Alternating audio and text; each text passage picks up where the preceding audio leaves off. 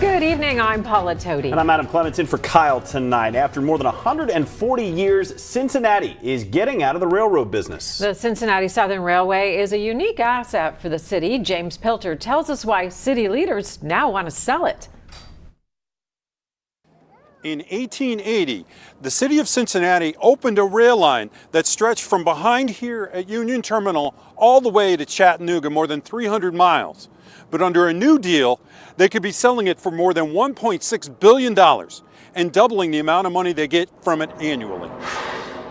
The city has leased it to what is now Norfolk Southern Railroad for about that long. The lease generates about $25 million a year, which Cincinnati uses to pay off debt.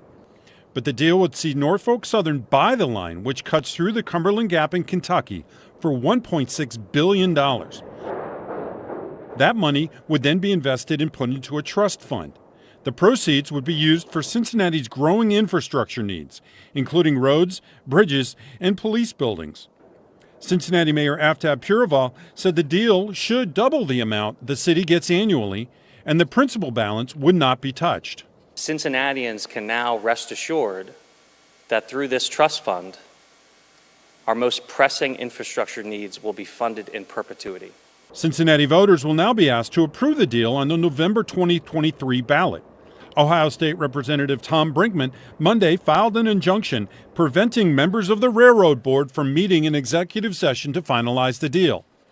That unanimous vote occurred in public, but Brinkman is still worried the deal was finalized in the last 2 years behind closed doors. My issue is that everything up to this point has been done in the dark. For 15 months, they've been plotting and planning this out in secret.